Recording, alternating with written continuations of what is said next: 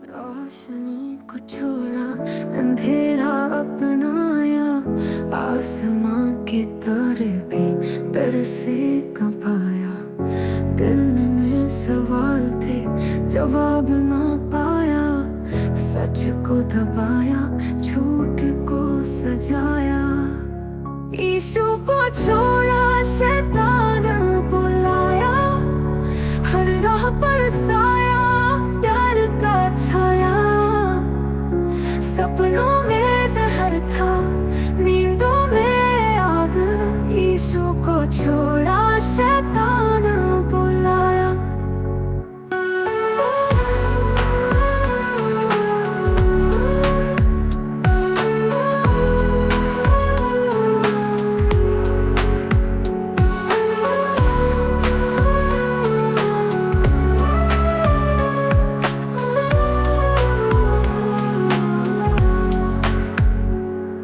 आवाजें गूंजती, पर मौन का सहारा।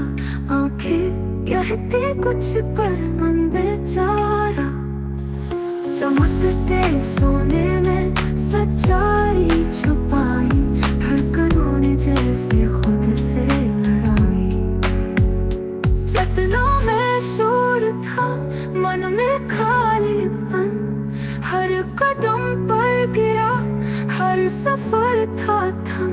किसे पुकारो जब साया भी पर आया।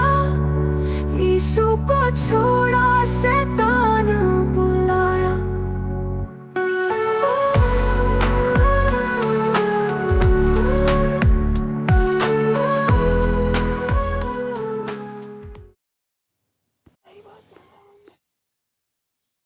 प्रिय प्यारे परिवार, प्रिय प्यारे भाइयों बहनों, बच्चों व युवाओं, मैं रोशन लॉरेंस मार्की हूँ।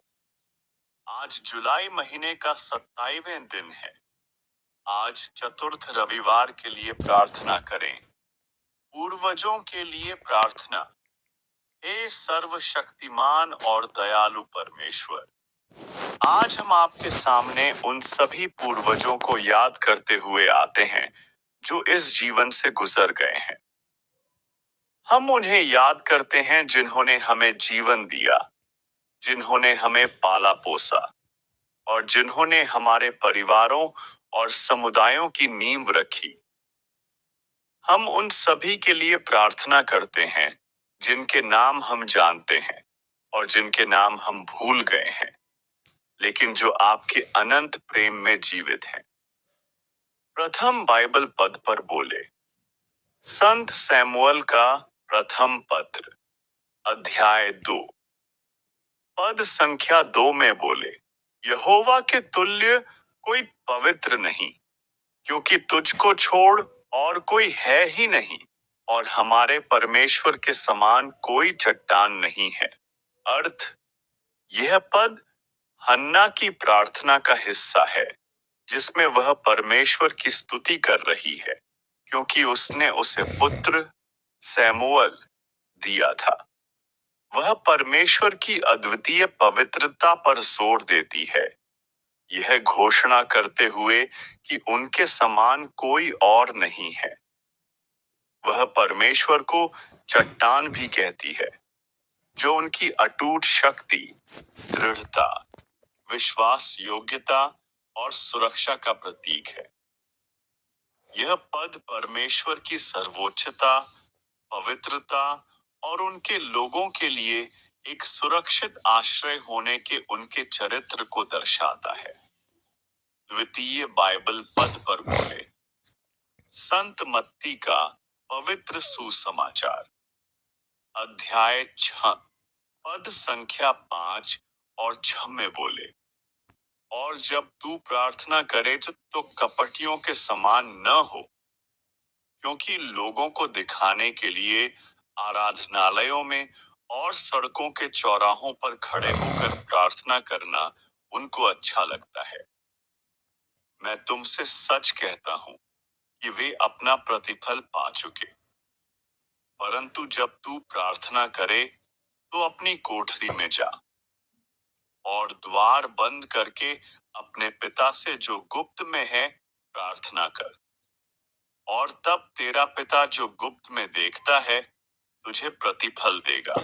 अर्थ, यीशु यहाँ सच्ची प्रार्थना के तरीके के बारे में सिखा रहे हैं। वह उन कपटियों, फरिसाइयों और दूसरों की आलोचना करते हैं जो लोगों को प्रभावित करने के लिए सार्वजनिक रूप से दिखावटी प्रार्थनाएं करते हैं। यीशु कहते हैं कि ऐसे लोगों को उनका इनाम, लोगों की प्रशंसा, मिल चुका है। इसके बजाय वह अपने अनुयायियों को सिखाते हैं कि वे निजी और गुप्त रूप से प्रार्थना करें, एक निजी स्थान पर जहां केवल परमेश्वर ही उन्हें देख सके। इसका अर्थ यह है कि सच्ची प्रार्थना परमेश्वर के साथ एक व्यक्तिगत और ईमानदार संबंध पर केंद्रित होनी चाहिए, न कि मानवीय प्रदर्शन या अनुमोदन पर।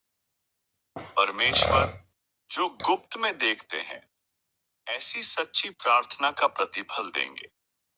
आखिरी बाइबल पद पर बोले। स्तोत्र पाठ अध्याय 30 पद संख्या 2 में बोले, हे मेरे परमेश्वर यहोवा, मैंने तेरी दुहाई दी और तूने मुझे चंगा किया है। अर्थ, यह पद भजनकार की परमेश्वर के प्रति कृतज्ञता और विश्वास को व्यक्त करता है। वह स्वीकार करता है कि जब वह मुश्किल में था और उसने परमेश्वर यहोवा से सहायता मांगी, तो परमेश्वर ने उसकी प्रार्थना सुनी और उसे चंगा किया। चंगा किया यहाँ केवल शारीरिक स्वास्थ्य की बहाली ही नहीं, बल्कि किसी भी प्रकार की संकट, बीमारी या परेशानी से मुक्ति या उद्धार को भी दर्शा सकता है। यह पद परमेश्वर की सुनने वाली प्रकृति, उनकी उद्धारकारी शक्ति और उनकी विश्वास योग्यता पर जोर देता है जब उनके लोग उन्हें पुकारते हैं। आइए प्रार्थना करें। हे माता मरियम, हे संत थॉमस के प्रेरित, हे संत अन्ना और संत जोआकिम, हे संत पिता लियो 14वें, हे महाधर्माध्यक्ष विंसेंट आइंद, हे यीशु की पवित्र हृदय। आज जुलाई है। यह वर्ष 2025 का 7वां महीना है। प्रभु में आनंद लें। इसका अर्थ है स्वयं ईश्वर में आनंद, प्रसन्नता और संतुष्टि पाना। हम आपके संतानें, हमारे प्रभु यीशु मसीह के माध्यम से मृत्यु पर आपकी विजय के लिए आपको धन्यवाद देते हैं। और उस आशा के लिए जो आपने हमें दी है कि आपके सभी वफादार सेवक आपके साथ अनंत जीवन में रहेंगे। हम विनम्रता पूर्वक आपसे प्रार्थना करते हैं कि आप हमारे पूर्वजों को अपने असीम प्रेम और करुणा में स्वीकार करें।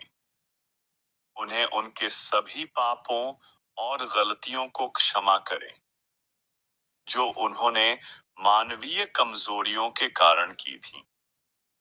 उन्हें आपके स्वर्गिक राज्य में अनंत शांति, प्रकाश और आनंद दें, जहां कोई दुख, पीड़ा या आंसू नहीं है। उन्हें आपके चेहरे के प्रकाश में रहने दें और स्वर्ग की महिमा में आपकी स्तुति करें। हम उन आशीषों के लिए धन्यवाद देते हैं जो हमें उनके माध्यम से मिली है। जीवन का उपहार, प्रेम, ज्ञान और परंपराएं जो उन्होंने हमें दी। हमें अनुग्रह दें कि हम उनकी अच्छी विरासत को बनाए रखें और आपके सम्मान के लिए जिएं। हमें यह जानने में सांत्वना दें कि वे आपकी देखभाल में हैं और हमें आशा है कि एक दिन हम सब आपके प्रेमपूर्ण उपस्थिति में फिर से एक साथ होंगे। हमें ऐसा जीवन जीने में मदद करें जो आपको प्रसन्न करे, ताकि हम भी आपके वादे के अनुसार अनंत जीवन के योग्य बने। हम यह प्रार्थना अपने प्रभु यीशु मसीह के नाम से करते हैं, जो जीवित हैं और राज्य करते हैं आपके और पवित्र आत्मा के साथ, एक परमेश्वर, युगानुयुग। आमीन।